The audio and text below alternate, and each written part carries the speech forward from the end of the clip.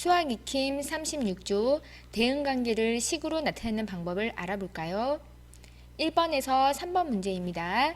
형과 동생이 저금통에 저금을 하려고 합니다. 형은 가지고 있던 1,000원을 먼저 저금했고 두 사람은 다음 주부터 일주일에 1,000원씩 저금을 하기로 했습니다. 물음에 답하세요 라고 되어 있습니다. 이 문제는 이 하나의 문제 상황에 1번부터 3번까지 문제가 이 문제 상황에 해당하는 문제라고 할 수 있습니다. 자세히 하나씩 살펴보겠습니다. 문제 상황 먼저 보겠습니다. 형과 동생이 저금을 하는 상황이고요. 먼저 형은 가지고 있던 돈이 1,000원이 있었다고 합니다. 그리고 두 사람은 다음 주부터 일주일에 1,000원씩 똑같이 저금하기로 했네요. 1번 형이 모은 돈과 동생이 모은 돈 사이의 대응관계를 표를 이용하여 알아보세요. 처음 형이 모아놓은 돈은 가지고 있던 1,000원이 있었습니다. 동생은 가지고 있는 돈이 없었죠. 그 다음 주부터는 일주일 후, 2주 후에 따라서 1,000원씩 저금하기로 했으므로 형은 그 다음 주에는 1,000원을 더 저금하여 2,000원, 2주 후에는 3,000원, 3주 후에는 4,000원, 그 다음에는 5,000원 이런 식으로 돈이 모아가는 상황입니다. 동생도 마찬가지로 똑같이 1,000원을 저금합니다. 하지만 처음에 시작할 때 돈이 없었으므로 일주일 후에는 1,000원, 2주 후에는 2,000원, 3주 후에는 3,000원 이런 식으로 돈이 모아지는 걸 볼 수 있습니다. 식을 잠깐 보면은요. 형과 동생은 매주 1,000원씩 입금이 됩니다. 그쵸? 이 상황은 다 똑같아요. 하지만 처음 시작했을 때 형은 돈이 있었고요. 동생은 있지 않았습니다. 형과 동생은 이런 식으로 똑같이 1,000원씩을 입금해 나간다면 항상 1,000원의 차이가 나는 것을 확인할 수 있네요. 2번 형이 모은 돈과 동생이 모은 돈 사이의 대응관계를 식으로 나타내려고 합니다. 알맞은 카드를 골라 나열해 보세요. 형이 모은 돈과 동생이 모은 돈 사이의 대응관계를 식으로 나타내려고 하는 거네요. 그럼 먼저 형을 기준으로 삼을지 동생을 기준으로 삼을지 정하는 거예요. 우리는 둘 다 해보겠습니다. 먼저 형을 기준으로 삼아서 형이 모은 돈은 동생이 모은 돈에서 항상 1,000원이 많은 것을 알 수 있습니다. 그러면 반대로 이번에는 기준을 동생으로 잡아볼게요. 동생이 모은 돈은 형과 똑같이 1,000원씩 모아가지만 처음에 동생은 1,000원이 없었으므로 형이 모은 돈보다 항상 1,000원이 작은 상황임을 우리는 알 수 있습니다. 3번 형이 모은 돈과 동생이 모은 돈 사이의 대응관계를 기호를 사용하여 식으로 나타내어 보세요. 형이 모은 돈하고요. 동생이 모은 돈 사이의 대응관계예요. 그래서 첫 번째는 형이 모은 돈, 두 번째는 동생이 모은 돈을 우리가 기준으로 삼으면 될 것 같습니다.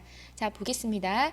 형이 모은 돈을 뭐라고 하면 좋을까요? 여러분이 원하는 기호를 쓰시면 됩니다. 선생님 마음대로 선생님 별을 할 거예요. 그리고 동생이 모은 돈을 선생님은 하트라고 할 거예요. 그치? 이렇게 기호를 정한 다음에 두 양 사이의 대응관계를 식으로 나타내라고 했네요. 형이 모은 돈을 별이라고 했으므로 우리가 2번에서 식을 세웠던 자리에 형 자리에 다 별을 쓰시면 됩니다. 형 자리에 별을 쓰시면 되고요. 동생이 모은 돈을 우리는 하트라고 했기 때문에 동생의 자리에는 하트를 채워주시면 됩니다. 이제 남은 것은 우리가 글로 썼던 식을 이제 기호로 나타내 보는 일만 남았네요. 자, 형이 모은 돈은 별표는 동생이 모은 돈 하트 더하기 1,000 맞습니까, 여러분? 두 번째 식에서는 동생이 모은 돈 하트는 형이 모은 돈 별 빼기 1,000이라고 쓰면 됩니다.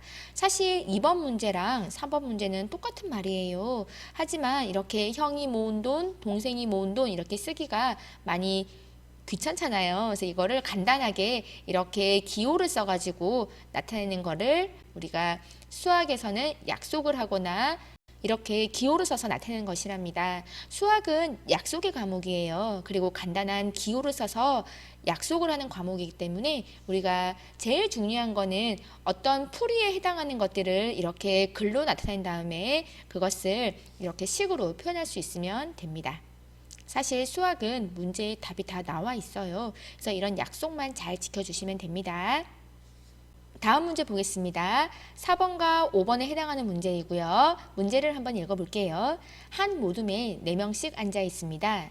모둠의 수를 동그라미, 학생의 수를 세모라고 할 때 물음에 답하세요 라고 되어 있네요. 자, 주어진 조건 보겠습니다. 중요한 건 한 모둠이에요. 한 모둠에 4명씩 앉아 있는 상황이고요. 우리가 여기서 모둠은 동그라미로 약속을 하고요. 학생의 수를 세모라고 했을 때의 관계를 나타냅니다.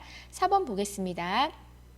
모둠의 수와 학생의 수 사이의 대응 관계를 기호를 사용하여 식으로 나타내 보세요 라고 되어 있네요. 자, 중요한 것은 바로 모둠의 수와 학생의 수 사이의 대응 관계예요. 근데 기호를 사용하라고 그랬고요. 이 기호는 동그라미와 세모 앞에 나와 있습니다. 식을 세울 때는 기준이 있어야 된다고 얘기했죠. 그래서 우리가 무엇을 기준으로 삼을지 기준을 정해 봅니다. 첫 번째 기준은 모둠이 주인공이 되고요. 두 번째는 학생을 주인으로 삼아 보겠습니다.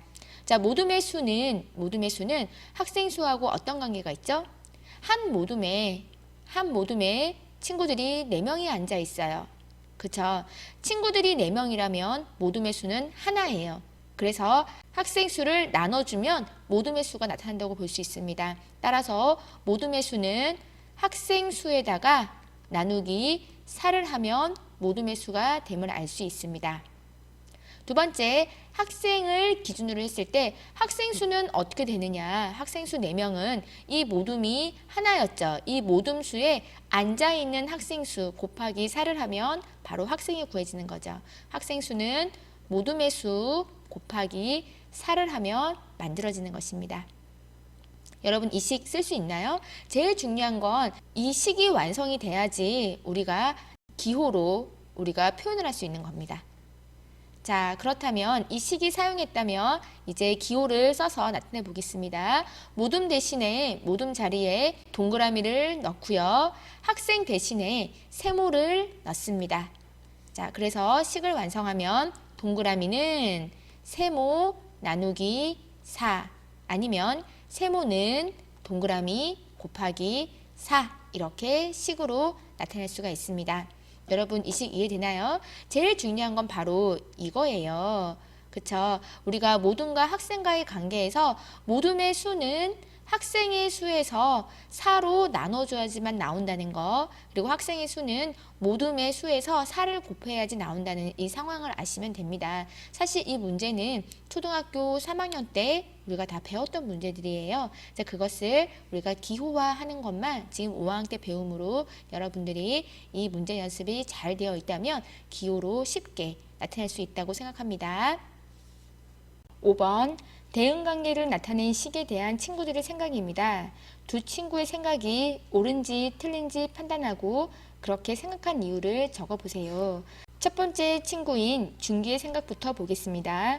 모둠의 수와 학생의 수 사이의 대응관계는 동그라미 곱하기 4는 세모로 나타낼 수 있고 세모 나누기 4는 동그라미로 나타낼 수 있어. 자, 이거는 우리가 앞에서 풀었었죠. 선생님이 앞에 있는 식을 이렇게 가져왔는데요. 자, 이렇게 풀었습니다. 자, 맞습니다. 그쵸? 모둠의 수와 학생 수 사이의 대응 관계고요. 모둠의 수를 4배하면 학생 수가 되고요. 그리고 학생 수를 4로 나누면 바로 모둠의 수를 구할 수가 있었습니다.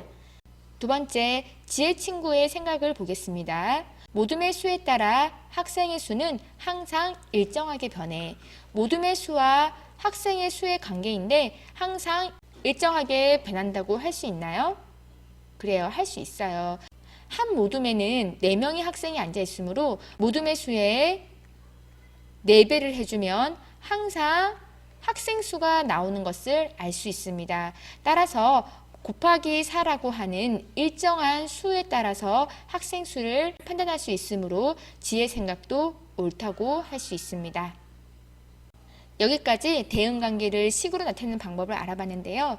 중요한 것은 이렇게 문자로 표현하는 것 이전에 이렇게 어떤 문제 상황이 주어졌을 때 그 문제 상황에서 내가 구하려고 하는 부분이 모둠과 학생 수의 관계를 여러분들이 정확하게 파악하셔서 어떤 기준을 잡고 각각의 식으로 표현할 수 있는 게 가장 중요합니다.